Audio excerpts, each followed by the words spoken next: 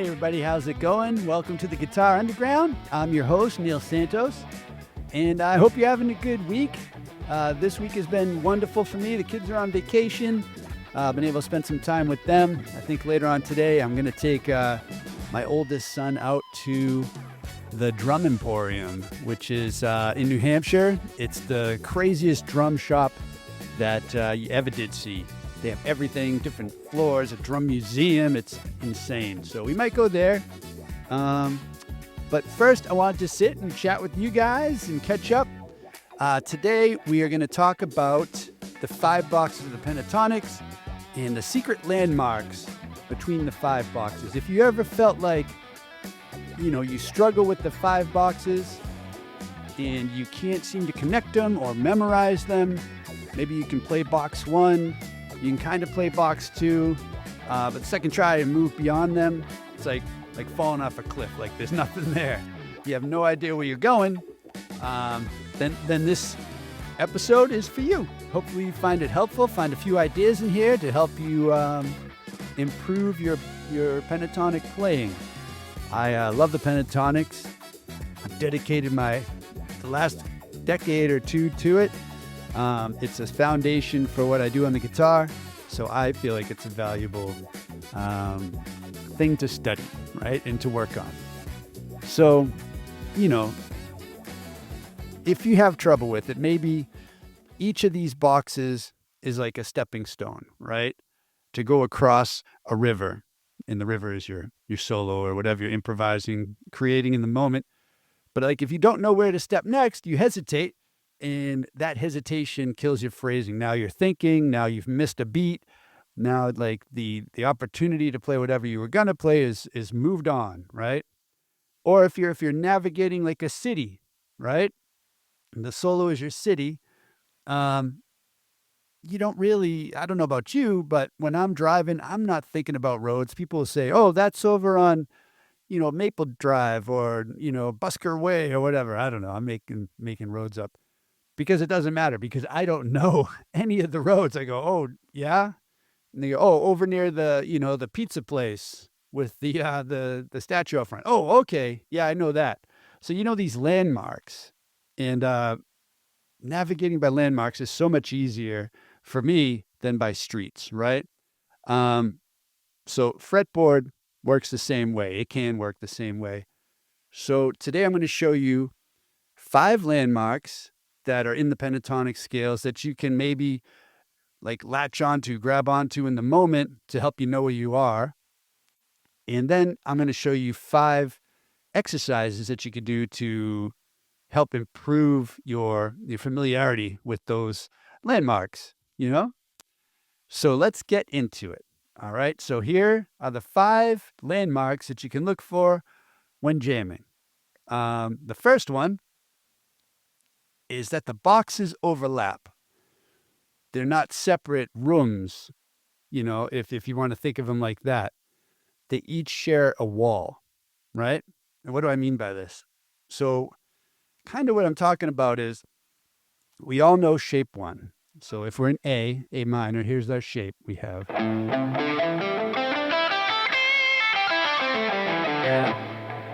That's 5/8, 5/7, 5/7, 5/7, 5/8, 5/8. Now you can see these are all 5s here. But then you have 8, 7, 7, 7, 8, 8 on this edge. And that's what I'm talking about, a wall, right? If you look at them like that, each shape has 2 walls. And what I mean is they share the same shape. So the first wall in shape 2 is going to be that second wall in shape 1. So if you're trying to learn how to memorize these things, if you know this shape, you already kind of know half of the other shape, So we have the next shape would be 8, 10, 7, 10, 7, 10, 7, 9, 8, 10, 8, 10. Right? And then on the other side of shape 1, on that wall that was 5, 5, 5, 5, 5, 5, then you have, 3, 5, 3, 5, 2, 5, 2, 5, 3/5, 3/5. Does that make sense? So each of them fits together almost like a puzzle piece. But if you know one, you already know half of the one next to it and half of the one on the other side of it. And then once you get familiar with the shapes, there's only 5 of them. And if you spend a little time, you should be able to start identifying them that way. If you're looking at your shape 1, and then you're looking at that wall, the 8/7 wall, we'll call it, I guess, and you'd say, all right, which of the remaining 4 shapes has this wall, right? And you might, hopefully be able to access those shapes and be like, oh, all right, that's shape 2, 4, shape 2,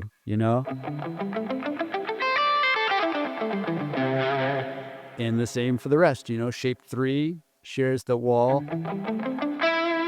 with shape 2, and on and on. So I won't get into each one of them to keep the episode shorter here, but that's the idea. So that's one landmark you can look for. Like, what wall does the shape I'm playing right now share with another shape? And then okay, that's the next shape or whatever. All right? So that's number 1. Landmark number 2 is to look out for the root notes, right? Most people can see the root notes in box 1, right? Right there in the 5th fret. If we're going to stay in A minor for right now.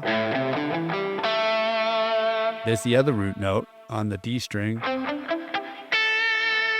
there's the 3rd root note. That's on the E string.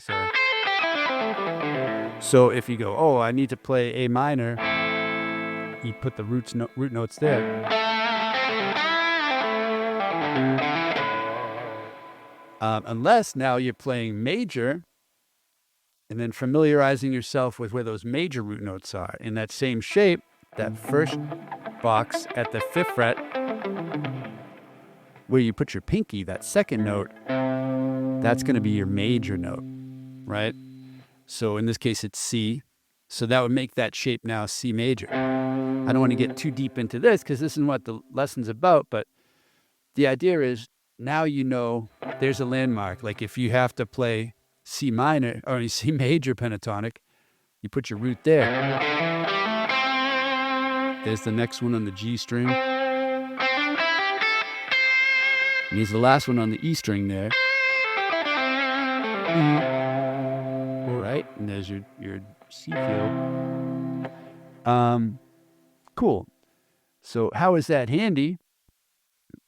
Well, if you can see them vertically, it unlocks movement, right? So if you see, say you're in A minor, that first shape again, we'll stick with minor because most people are familiar with that, and it helps get the concept across, right? You don't have to worry about C major pentatonic, whatever, right now. Anyway, so you have your root note here, and you have this shape, right? And then your next root. If you want to use octaves, you can find that next root there on the the D string. Then you have this shape there, right? And anywhere you can find an A, you have that same shape. Now, kind of like I was saying before with the walls, if you are familiar with the 5 shapes, like if you've kind of memorized them, it might take a little work, but you can say, all right, if I'm playing A minor here off of this A note, that's the root, which one of those 5 shapes has that combination of notes on that string, on those strings, right? The bottom 2 strings. And from there, you can kind of reverse engineer what shape you're in, So that's a way to use the landmark. In this case, it would be shape 3.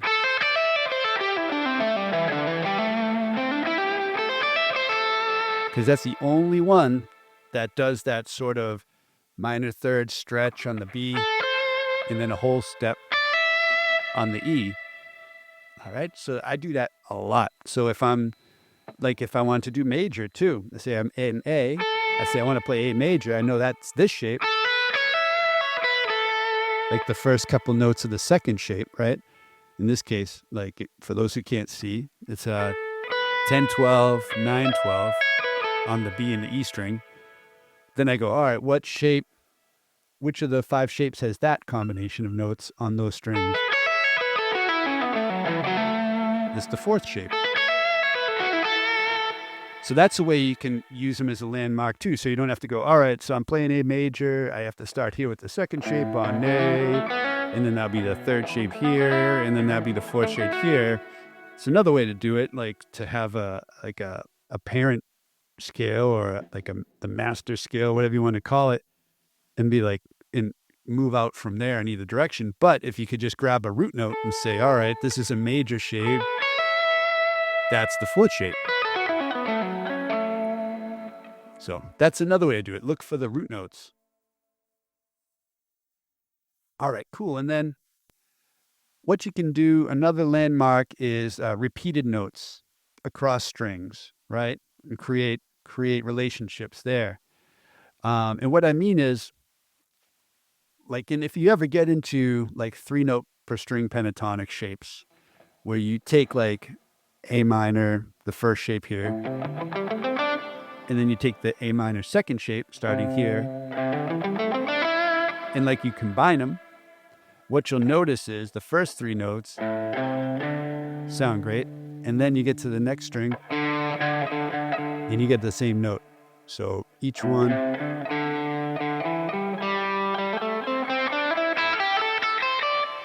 contains a repeated note. So I mean, you can play different shapes that avoid that, right? But the idea is to understand, all right, so if this note is here in the first shape, it's also here in the second shape.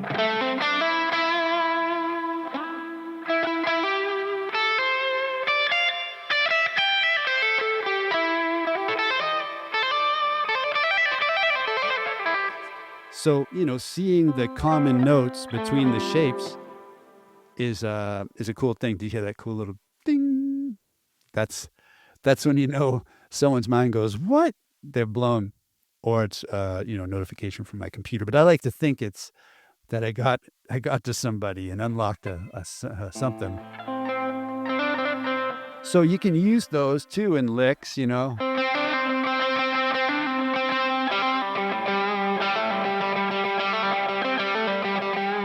or even when just doing the 3 notes.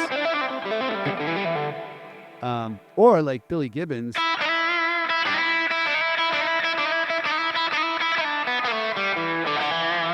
I don't know if that's just for him, but like a blues lick where you're taking a note from the first shape in E minor, that open E, and then on the B string, you're kind of using that, sliding from the 3rd to the 5th, so that's the flat 7 note to the root. People use that all the time,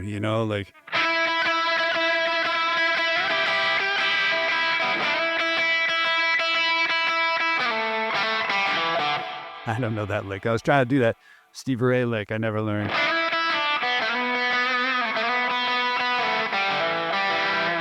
And people do that all the time in the key of E minor or in the key of G major. Like a lot of bluegrass stuff is they'll use that feature of having that doubled note to get more texture, more speed. And they have different tonalities, even though they're the same note. Like you have an open string, and then you have a fretted E.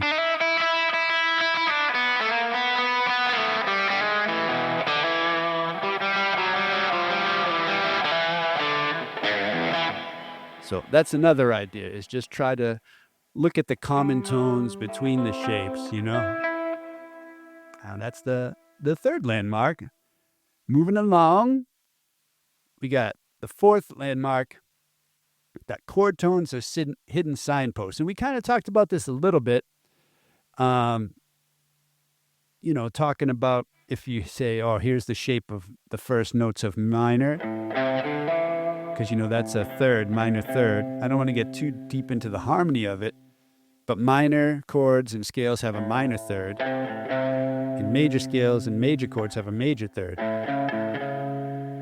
right? So if you can say, all right, if you're listening to a jam track and you have to guess which one it is, you can find the root pretty easily, and you play minor or you play major.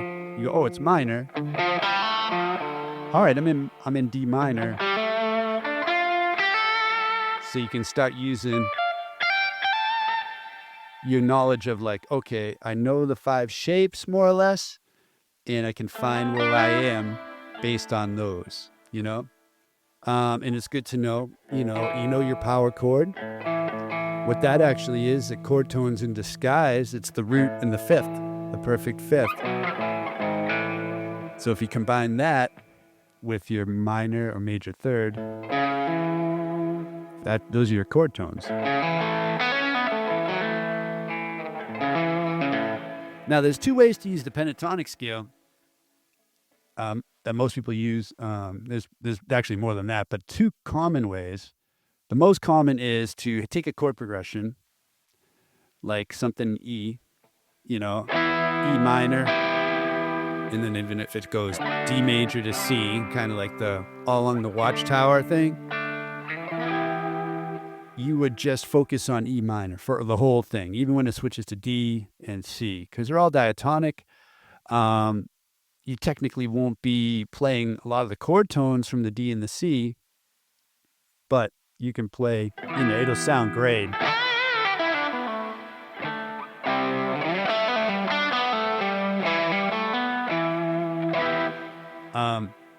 So there's that way. But the way I like to do it is to switch for each of the chords, and it really brings out some really great phrasing, melodic ideas. And that's when this really comes in handy too, when you're looking at chord tones that are hidden signposts within the pentatonics, right? So you have E minor, I play like shape 4 there at the 7th fret, and then it goes to D major, so I'd probably play the first shape at the 7th fret, because I know that that's D. These are the root notes for D, right? So looking at them like that is helpful. And then you go to C, so I play the second shape at the 8th fret, and then back to the 4th shape for the E.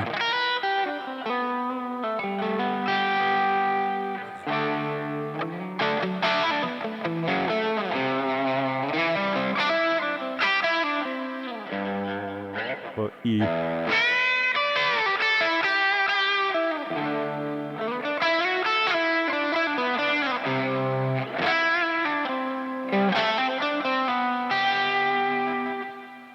So when you start getting to soloing like that, knowing where those chord tones are going to help. And I mean, you don't need to know it at first. I'm very much a shoot first and ask questions later type player.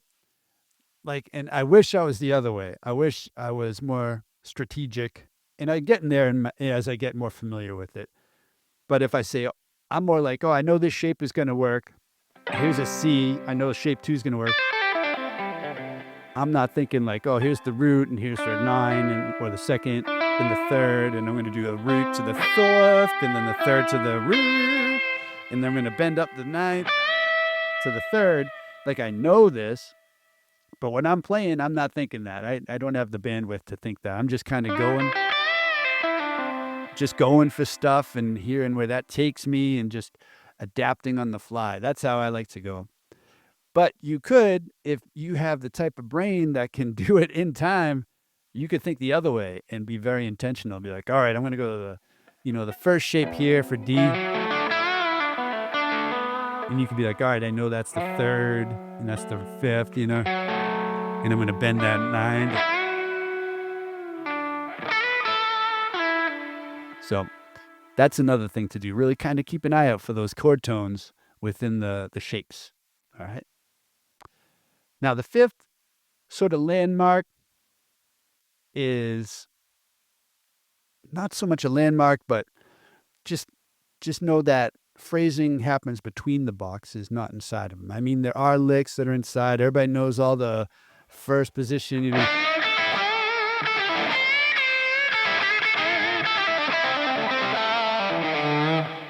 But then if you feel like you're stuck in the box, you need to know that if you just move to the shape above it or the shape below it and start messing with that, that's going to bring a whole other world of inspiration, creative ideas, possibilities to your playing. If you just, play those licks that you know and just try to move up into the next shape.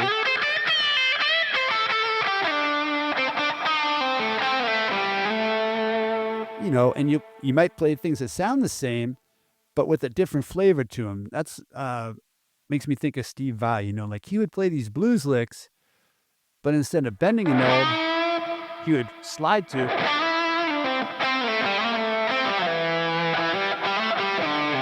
Like he put his own flavor on these kind of cliched blues licks. I always loved that. And he'd be the first to tell you in interviews or whatever that I've read, oh, I don't play blues. I can't play blues. What I play is not the blues. And I guess that's true. And I think I'm okay with that because everybody plays the blues, right? So,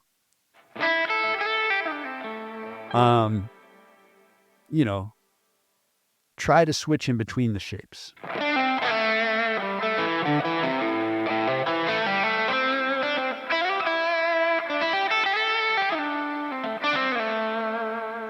Rather than just saying, oh, I'm playing shape 1. Now I'm playing shape 2.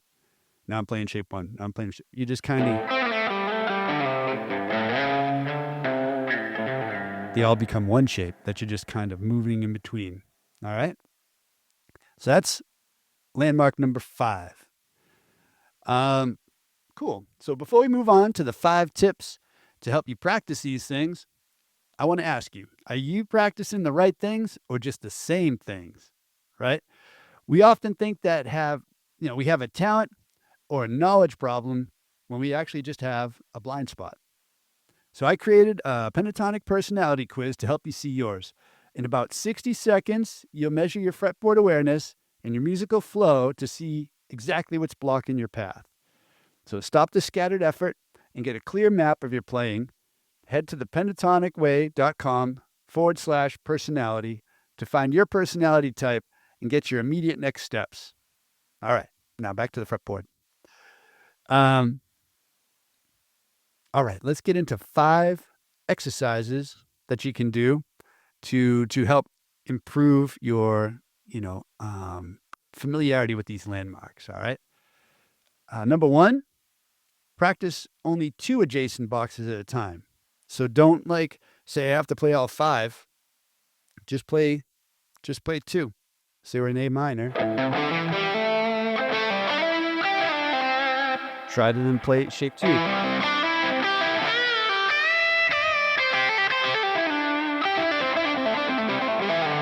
And move back to shape 1.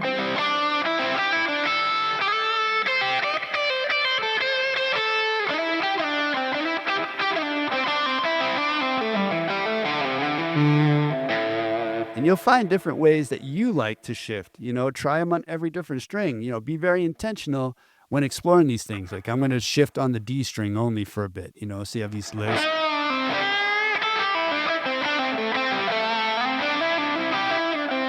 You move up there using the D and then maybe back down.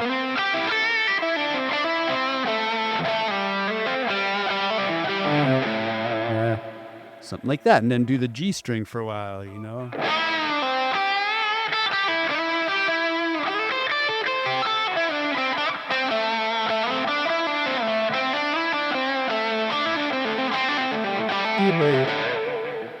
Right?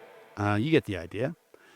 And then, once you feel comfortable with that, don't do the, abandon that first shape. Now start on the second shape and then move up to the third.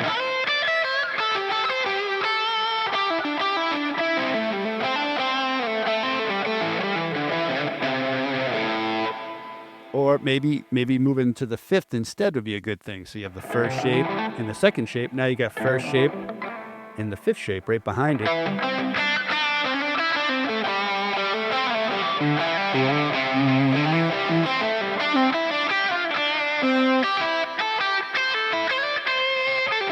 And then you have all three. Now you're kind of building your familiarity. You're branching out, covering ground. So that's another idea. That's the first tip. All right, highlight shared notes is the second tip. So, try to use those common tones, like I said, between the two.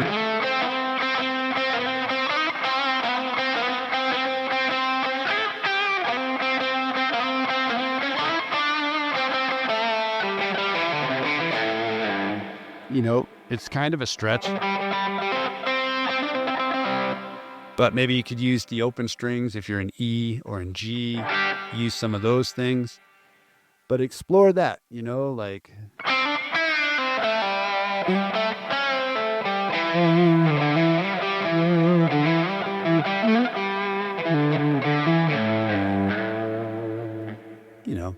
mess around with that and see where that takes you.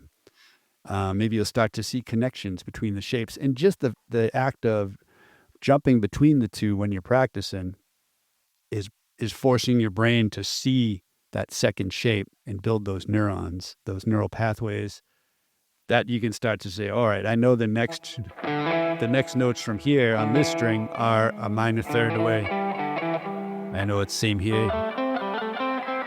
And that's 2 whole steps. Then a minor third and a whole step. Minor third and a whole step. So try to mess around with that. Try to connect those shapes that way. All right, now this is a really good one. All right, if I do say so myself. Number 3, play horizontally for 5 minutes. All right? So what do I mean by that? Well, I remember I was taking a course, like a workshop with Mick Goodrick, and he talked about playing, it was the electric ice skating rink or whatever. So instead of just always going vertically, play horizontally. So meaning up one string.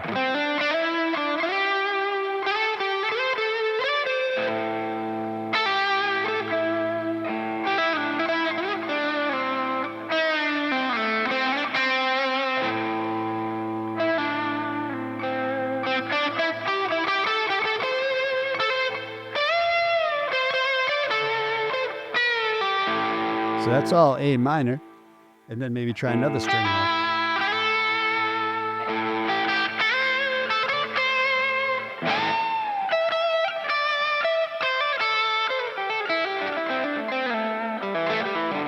And that's really going to help you to be able to flow right through those shapes, I think this is why slide players like Derek Trucks are so lyrical when they play, or even like Chris Buck, like his stuff is so lyrical, and you see him, he's mostly just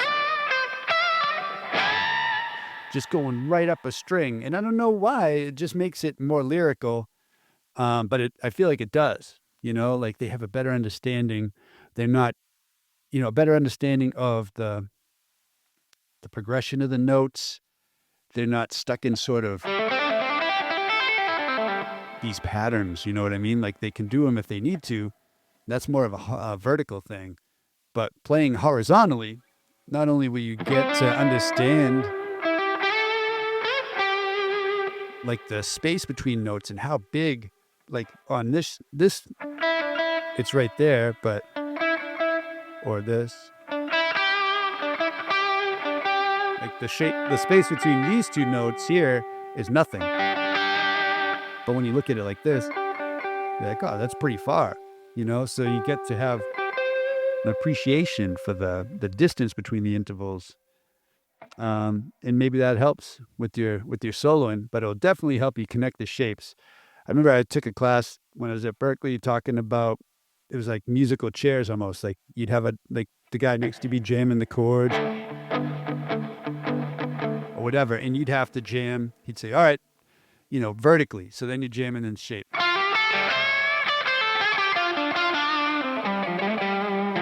Maybe, all right, horizontally. And then you have to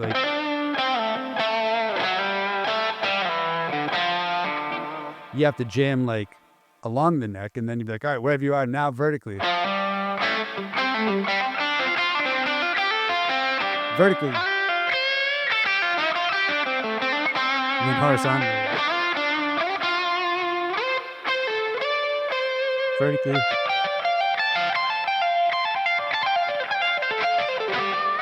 So it was almost like you had to kind of always be aware, like, all right, what shape am I in case he was like, all right, switch. And then you have to jump into that shape and then be like, whatever string you're on at the time. And be like, all right, vertically. And you have to go, all right, what string am I? Where's the next note? Next notes in this shape. So that's pretty cool exercise if you can, I don't know. You'd have to do it yourself. You'd have to say, all right, switch now or switch now. Or maybe have your friend do it, or set a timer, like a 30-second timer that beeps whenever, and you go, all right, got to switch. Cool. So number 4, target roots in every shape.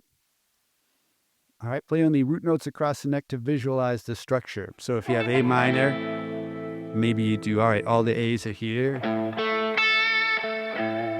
And then you have the second shape here, and you're like, all right, here's the A's. In the third shape, you go, all right, here are the A's. You try to familiarize yourself. All right, here's the fourth shape. Here are the A's. You hear a lot of them are the same sound, just in a different spot. And then you get the fifth shape. And this one has 3 A's too.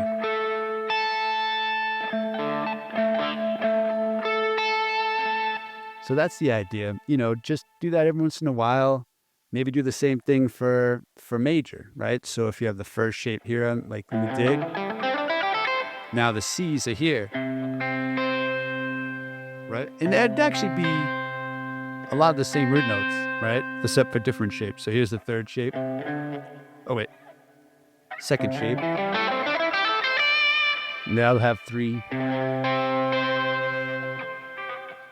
Third shape. You have right here. Fourth shape. Now your root notes are here. And last but not least, the fifth shape. And your root notes are here. So if you can familiarize yourself with the major root notes and the minor root notes for each of those shapes, you're going to be in good shape. Sorry, I couldn't think of another word.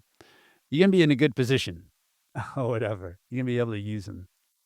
And fifth, last but not least, try this. Try using 1 slide per phrase.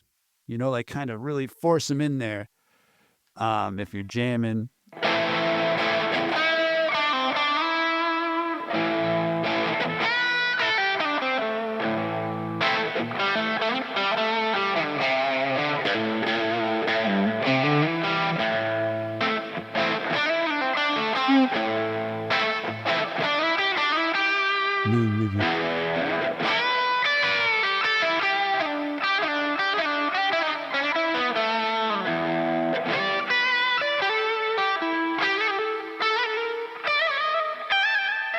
I don't know. I'm just trying to come up with some stuff on the fly. It sounds interesting.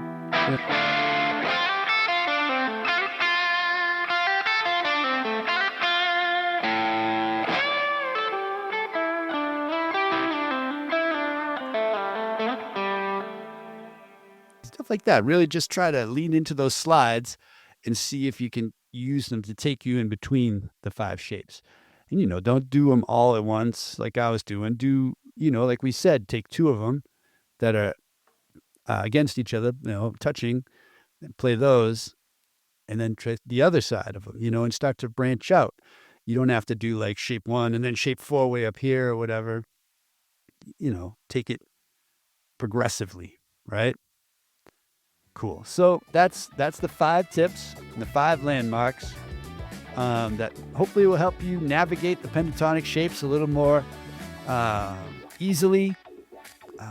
You can branch out, feel like you're not stuck in that box, because they're not boxes. They're just rooms that share walls, right? And you're just walking through one room to another, and you know where all the chord tones are. I'm trying to like stretch this analogy. And yeah, hopefully it helps. If it helps, let me know in the comment which ones, really resonated with you. I'd love to hear what's working. And yeah, so just know that if you feel stuck, it's not because you lack talent. It's because you were taught shapes without the landmarks. You were just taught, here's a thing, good luck. So if those landmarks don't work, find your own landmarks. Make it work for yourself. I'm not saying my way is the only way. I'm saying there's 5 possible ways that you can try, and there's probably a million more that I didn't think of. So let me know how it works for you, and if you have ways to look, at the shapes that might help me. I need all the help I can get. So, yeah. All right. If this helped you see the neck a little more clearly, make sure you follow the Guitar Underground so you won't miss next week's episode. All right? All right. I'll talk to you later. Take care. Bye-bye.